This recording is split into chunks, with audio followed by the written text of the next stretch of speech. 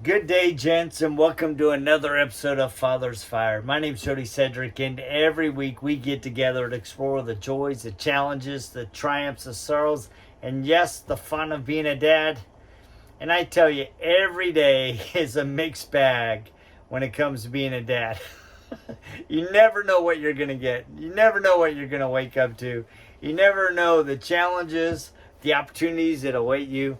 And actually, as you can see by the background, I'm actually in a beautiful location. I actually flew down to LA last night to my son's sailboat. They live in a beautiful marina in LA, and I actually came down to help him. So, one of the fun things about being a dad is you get to see your kids, especially as they get older, come up with these big dreams that are centered around their gifts and their interests, and to watch them work hard and try to bring those dreams to fruition is so fun. And Judy and I tend to be our kids' biggest fans. I mean, you go to a UVU game or a high school basketball game where kids were playing, or cross country meet or a jazz festival or art exhibit. Judy and I were always the one that were, with the pom poms and the rah rahs and the colored hair. I mean, we're very invested in our kids, and it's fun. My son has the opportunity to, for the first time, be the opening act for an artist that he actually loves. He's going to be the opening act for Lauren Ruth Ward in Seattle and in Boise. So I actually flew down to LA so that he wouldn't have to take the 20-hour drive down and 20-hour drive back to pick up some of his equipment so that he could perform. So I'm actually in his boat and just enjoying. I've been working remote and about to go spend a little just Jody time. Gonna go to the beach, gonna do a little surfing, and then I'm gonna catch a plane home. So I'm looking forward to a little bit of time. But I thought, while I'm sitting on a place that gives me so much emotional and spiritual and physical rest, that I thought I'd talk about emotional and mental health as men. It's not something that we talk about. It's starting to bubble up in conversations more and more as people are becoming more and more aware that mental health is critical not only for women and our kids, but also for us men. And I tell you, I have a couple places where my heart, my mind, my spirit, my soul can be reset. And that is anywhere where I'm on water, whether it's on my boat, water skiing with the kids, or out just sitting on the boat, my son's sailboat, or surfing, or just walking along the beach and have the wave crash upon my feet and just watching the foam go in and out of my toes. I love that. It really recenters me. I had the great opportunity earlier today to reach out to a friend who was on my mind. And I just reached out to him and I said, hey, you know what? I don't know why, but you've been on my mind and I wanted to reach out and let you know I was thinking about you. And he sent back a text. He goes, man, Jody, your timing, God's timing is so incredible, because today has been a really, really tough day for me. And I can't talk right now, but would you mind if I gave you a shout later on in the afternoon? So I said, absolutely. I'd love to make some time to visit with you. So he called me today and we just had a great time. Just a great conversation about serious things going on in his life. He's just wrapping up a divorce, and the ripple effects that divorce is causing upon his life and upon the life of his ex, they're unanticipated and they're heart-wrenching, and they're sometimes can be overwhelming, and they can put us in a dark place.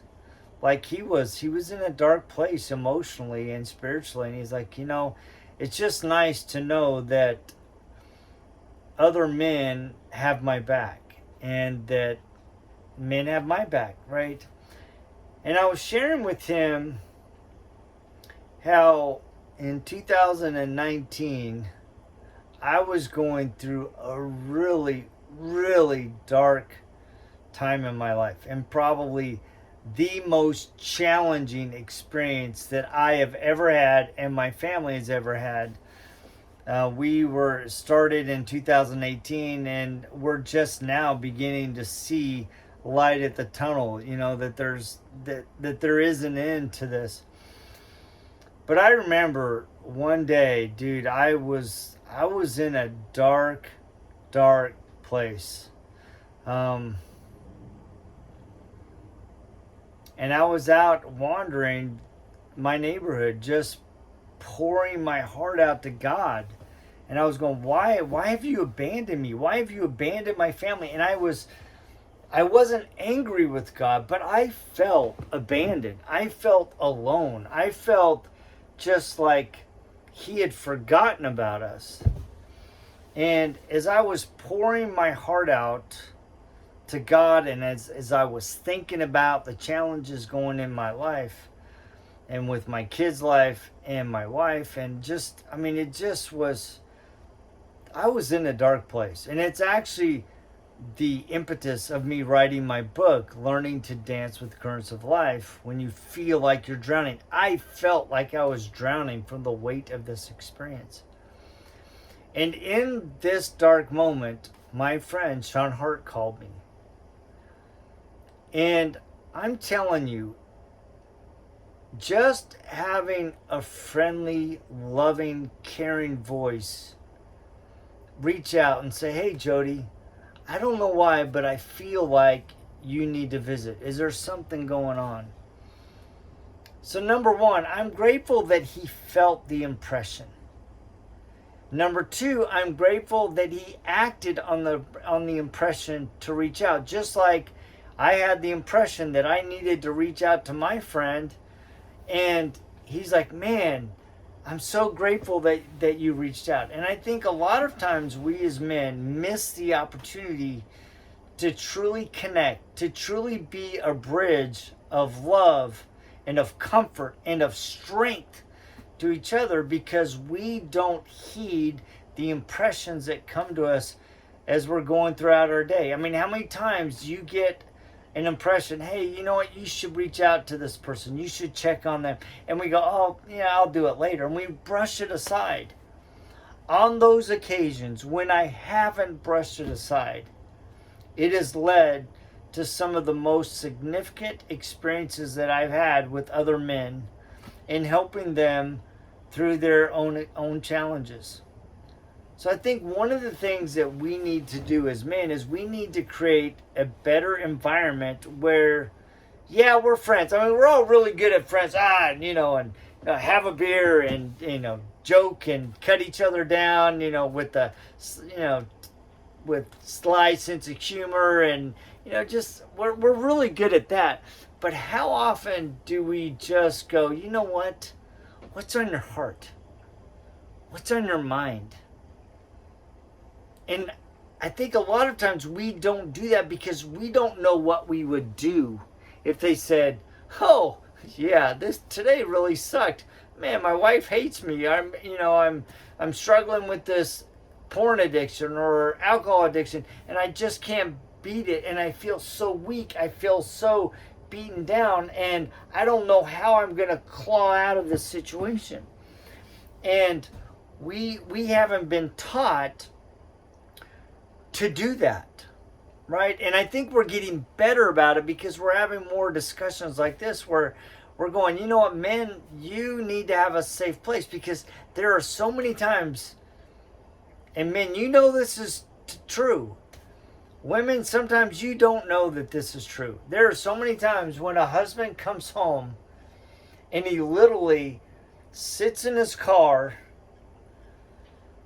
resets his heart, resets his mind, puts on a good face, and walks into the house to try to shoulder what's going on in the home while putting aside that which has gone home. And unfortunately, a lot of men do that, and they don't have a safe place with their wife, with their significant other or a friend to go, you know what, I'm really struggling. I need to talk to you. And so we end up with a situation where we have men walking around with broken hearts, broken minds, and they're simmering in this dark place. And that is leading to men being the largest percentage of suicides that are committed a year. And it's in large part because we haven't created a safe space for men to have a discussion about what's on their mind.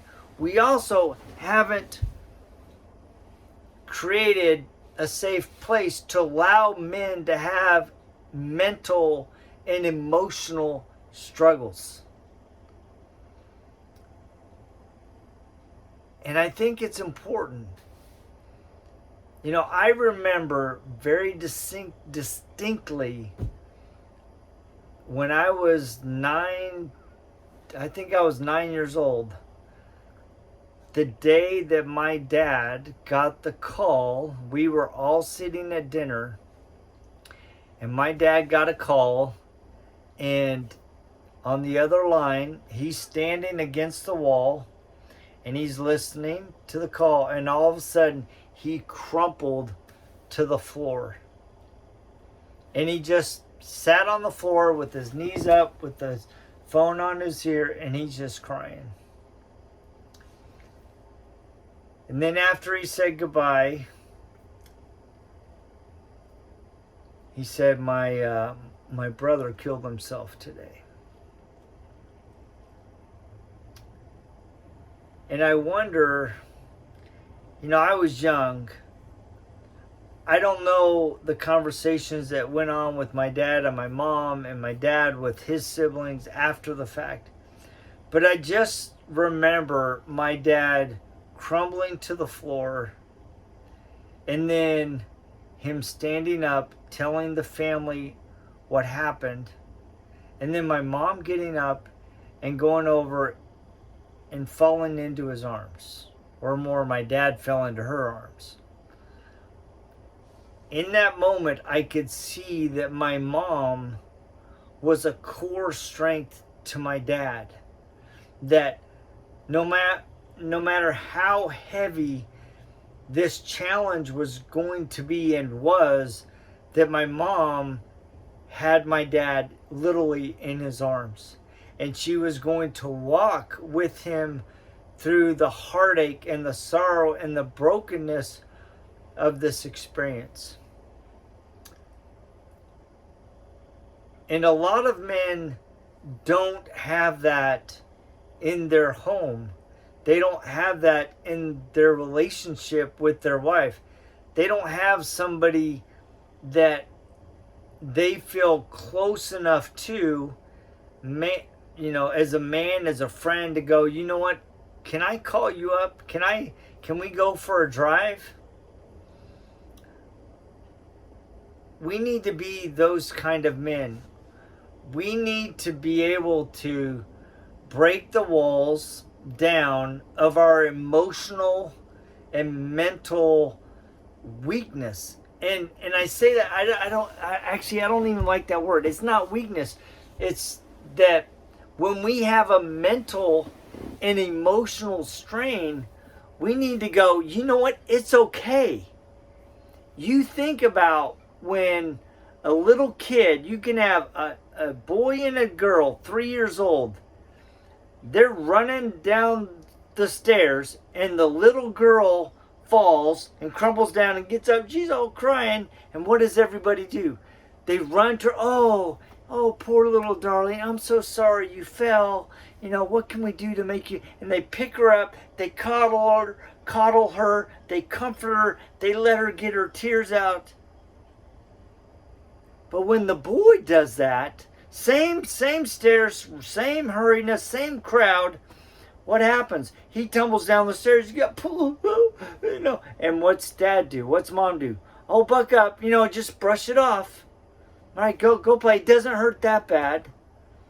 And so from a very young age, we have been taught to shut down our emotions, to not embrace the very real feelings of loss, of hurt, of being broken, and being taught how to move through that pain and embrace the pain and recognize it and be taught how to deal with it in a healthy, productive manner. And we got to do a better job of teaching our boys and our men that it's okay to have an emotional moment, to embrace the feeling of loss, of being broken, of being, having somebody have somebody break your trust, right? It's not just buck it up and deal with it. It's like these are real emotions, and so many men have gotten to the point where all they do is they simmer in their hearts, they simmer in their heads, and then what happens? They either explode out of anger and lose their temper, or they shrivel up and become nothing, a shell of a man, or they sadly commit suicide. And in my experience with both suicide and attempted suicide is, I think a lot of times when it happens, we don't know what to do. We don't know what to say. We're like, what did I miss? What didn't I see? How come they didn't talk to me? Right? And so many times we're embarrassed because of what we're feeling, what we're going through. We go, oh, I'm not man enough. Why can't I just deal with it? Well, you are dealing with it. You're dealing with something so big, so heavy, that you've never experienced before, that you need to allow yourself the grace to work through it. It's okay to be angry. It's okay to be disappointed. It's okay to embrace those feelings and go, all right, this is where I'm at. Now, how do I build out of that? Who can I turn to that will walk with me through this dark moment?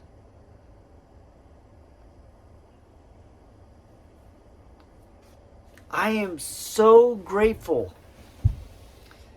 that I have had men in my life that have called me out of the blue when they followed an impression. So many times Reed Young called me and said, hey, Jody, you're on my mind. Do you want to go for a drive? And we would get in our little Z3 and our Solstice and convertibles, and we'd race around Lake Lowell. Or I would just come over and help him bend metal in his shop. And just, it wasn't anything so much that he said, but it was that he was there. And sometimes there are no words to be said, but there's always room to go, you know what? I don't have any words to say other than, I love you and I'm here. And what you do need, if I can do it, I will do it. So lean on me.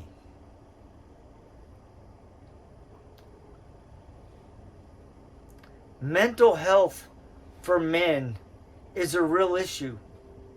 In fact, you may be struggling with it, wondering how are you going to get through it. And I've often wondered, and I've said this before, how effective the suicide prevention line is, right? And I have a friend that actually works on it, actually a nephew that works on it. And he said, it's amazing how many people actually call it.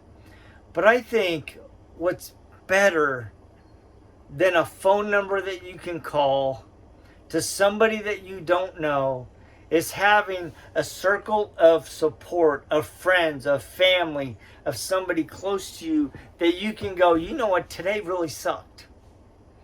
And I don't know how I'm going to get through it. I lost my job. What am I going to do? How am I going to feed my babies?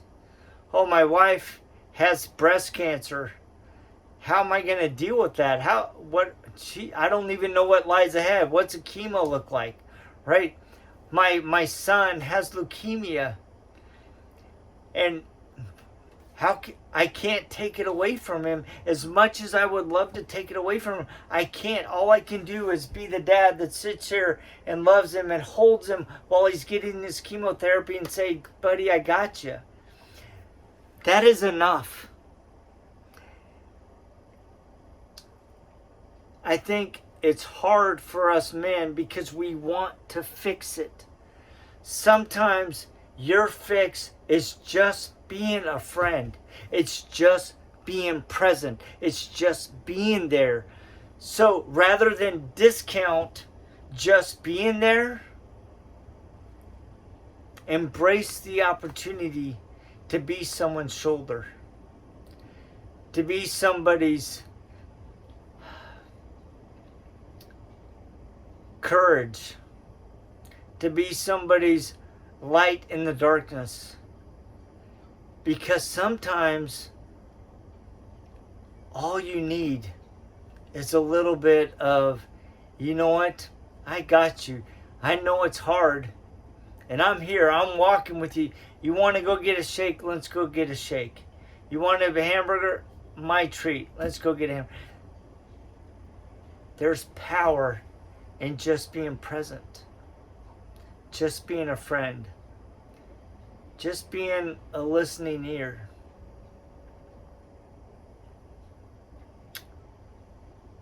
We need to create safe spaces for us men to share. And I've thought about ways to do this, and I would be, if you're interested, reach out to me. I would be more than happy to host once a month or twice a month men's meetup on Zoom or in person if you're in Boise, and go, man, what's on your heart? What are you struggling with? Because we have to create a brotherhood that is strong, a brotherhood that lifts, that encourages, that heals, that comforts, but also helps us move forward to the next level, that inspires each other to be a better version of ourselves, but also embracing when we're weak. And I don't even like that. Like I said, it's not that you're weak, it's just that you haven't gone through it yet. So you haven't developed the skills, you haven't developed the emotional and spiritual and mental fortitude that is required to push you through that challenge. And that challenge is giving you the opportunity to develop those skills, to develop those characteristics in yourselves.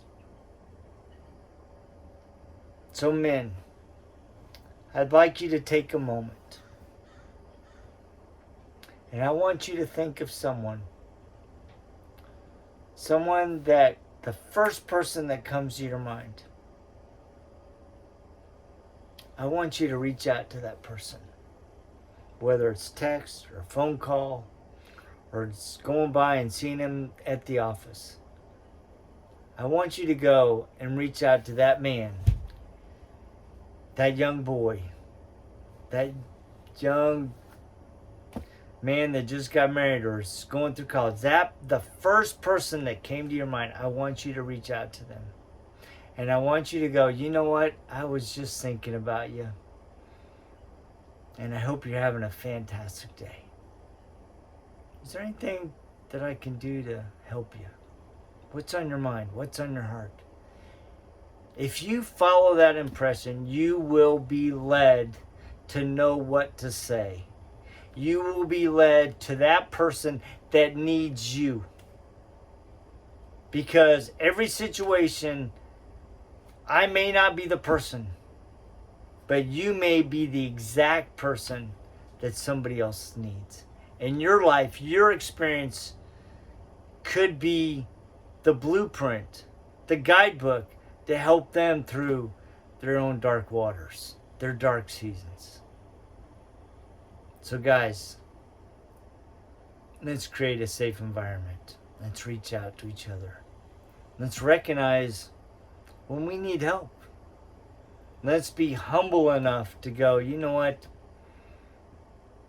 This time in my life, this moment, this season, this week, this month, this year, it's really sucked. And I need some help. And that help is just being a friend. So, thank you guys so much for joining me. I know this has been a little bit heavier topic, but I want to have the topics that help us become better men, better fathers, better husbands, to help us move through these dark moments. Because it's easy to high-five each other when things are going great. It's a little bit more challenging when things aren't going so great. So let's be the strength for others while finding the strength in ourselves. And let's be the strength that they need. And let's rely on others when we need their strength. So thank you guys so much for joining me. I would really invite you to go check out my book. It's on Amazon. It's on Barnes & Noble. Learn to dance with the currents of life when you feel like you're dancing. Sorry. When you let me try that again. Learn to dance with the currents of life when you feel like you're drowning. I'll put links to them in the footnotes. And I think you would really enjoy my book. I've tried to pull out some experiences that I hope will help you through challenging times and help you learn to dance with those and move with them and become who you are meant to be, who God sees that you can become. I really appreciate that you take the time to visit with me every week. Please remember to like, share, and subscribe. And we will check you same time, same bat channel, just next week, right here on Father's Fire. See ya!